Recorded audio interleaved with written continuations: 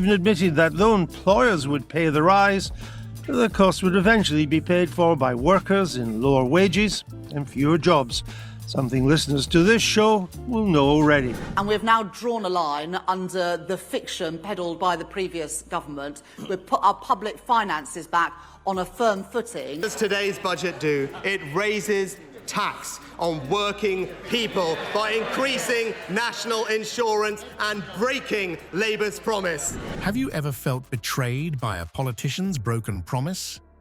Millions of women born in the 1950s experienced just that when Labour supported pension age changes. Now, Rachel Reeves claims 90% of these women were aware of the changes. Before we move on, I'd like to ask you a small favour. If you appreciate this content, please take a second to like this video and subscribe to the channel. Over 98% of you watch the videos without subscribing. It costs you nothing, but it makes a huge difference to us. So, did you click the subscribe button? Great. Thank you so much. Now, back to the video. If you've ever been affected by shifting political stances or felt let down by those meant to represent you, this interview will resonate deeply. Watch as Andrew Neil holds power to account in a way many of us wish we could. Rachel Reeves's claim that 90% of women affected by pension age changes were aware of these alterations has sent shockwaves through the political landscape. She was forced to concede that despite a vast new public spending spree and a massive increase in borrowing, there would be no sustained rise in economic For our public finances and indeed for growth. We're making the decisions to get our public finances on a firm trajectory and also to boost the growth potential of our economy. Now, consultants can play an important role, but taxpayers must get value for money. So we will introduce tough new rules. It's a startling assertion that flies in the face of the long-standing battle waged by the WASPI women.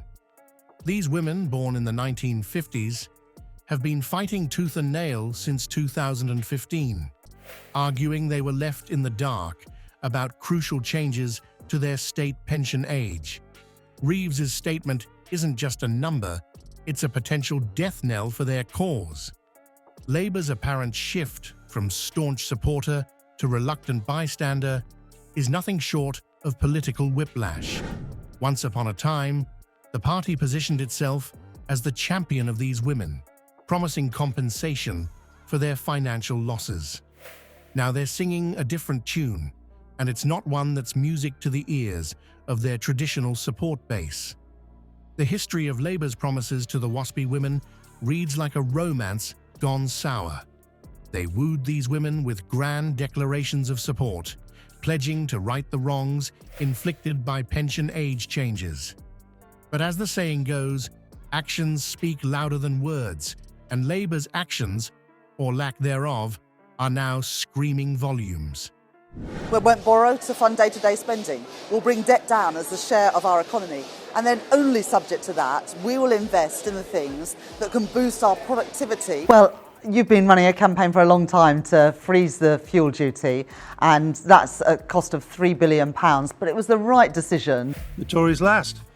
Real household disposable incomes will also continue to limp along and also be a bit lower end decade than the OBR had previously forecast. Contrasting past Labour statements with Reeves' current position is like comparing chalk and cheese, where once there were impassioned speeches about justice and fair treatment, now there's a cold, hard dose of fiscal reality. It begs the question, what led to this dramatic change in stance? Did Labour suddenly discover a conscience about fiscal responsibility, or is there more to this story? The answer, it seems, lies in the unforgiving realm of economics. The financial realities forcing Labour's hand are stark.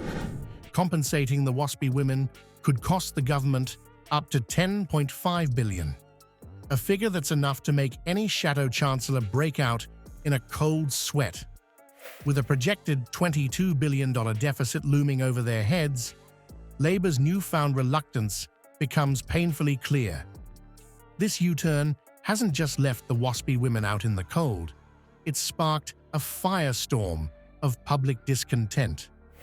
Critics are crying betrayal, arguing that Labour has turned its back on the very people it claimed to champion.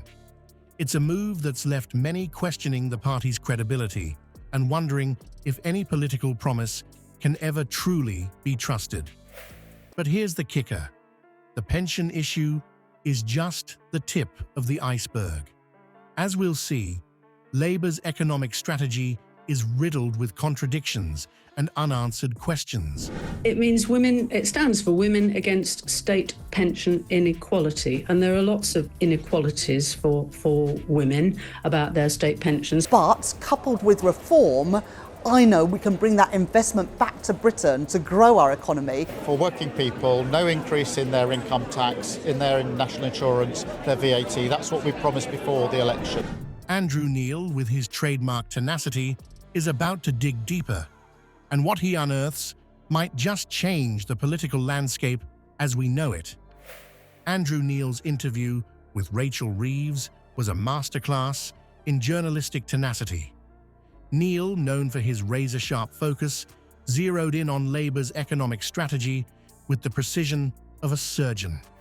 The $22 billion deficit revelation hung over the interview like a dark cloud, setting the stage for a tense exchange that would leave viewers on the edge of their seats.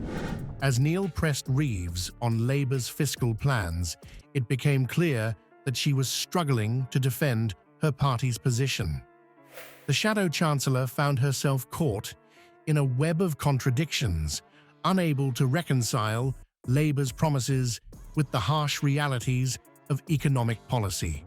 Neil's questioning technique was relentless, exposing the gaps in Labour's proposals with surgical precision.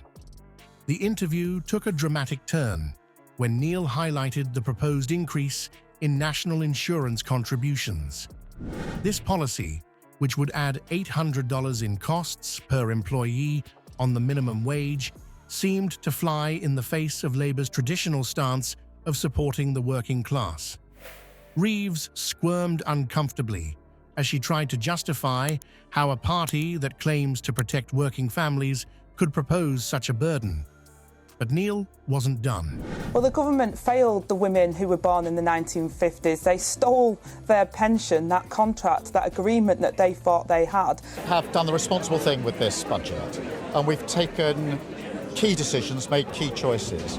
We've chosen to protect working people, and therefore The compensation schemes that they did not fund, and their failure to assess the scale of the challenges facing our public services. He methodically picked apart Labour's tax and spending proposals, revealing a lack of coherent strategy that left many viewers shocked. How could a party aspiring to govern have such glaring holes in its economic policy? As Neil pressed on, the contradictions became impossible to ignore. Labour's promises of increased spending clashed violently with their proposed cuts to winter fuel payments and other benefits. The tension in the studio was palpable as Reeves struggled to defend what many viewers were beginning to see as the indefensible. Her responses became increasingly evasive, highlighting the party's inability to provide clear answers on crucial economic issues. It was like watching a high-stakes game of chess, with Neil anticipating and countering Reeves's every move. The climax of the interview came when Reeves's composure finally cracked under the relentless pressure. We looked in full at the Ombudsman recommendations, and they said that around 90% of women did not require difficult decisions, but they're ones that this government are prepared to make because we know the importance of economic and fiscal stability. I will end the tax loophole which exempts private schools from paying VAT and business rates. Unable to provide satisfactory answers to Neil's probing questions, she visibly faltered. It was a moment that underscored the challenges Labour faces in maintaining credibility, especially on economic matters. As the dust settles on this explosive interview, the far-reaching consequences are only beginning to emerge. Labour's economic credibility has been severely dented, and voters are left wondering if they can trust any political promises. The interview has exposed the harsh realities of political spin and empty rhetoric, leaving a bitter taste in the mouths of many. The fallout from Andrew Neil's interview with Rachel Reeves has been nothing short of seismic for Labour. Their credibility, already on shaky ground, has taken a serious hit. Voters are left wondering if they can trust anything Labour says, especially when it comes to economic policies. The party that once championed the working class now seems to be turning its back on its core supporters. But this isn't just about Labour. The interview has exposed a deeper rot in British politics. Insurance contributions to get the full amount, so I just get the amount that I get now, which is £140. £140 less a month. You're seeing it around the world. It is unlocking investment around the world. I want those jobs, I want that investment in Britain, and with Labour, we will. Through tax receipts, and we can only in the future borrow to invest in our economy, and we've got to bring in private sector investment alongside any investment. It's a stark reminder that politicians of all stripes often say one thing and do another. The pension age debacle and the $22 billion deficit revelation are just the latest examples of broken promises and financial mismanagement.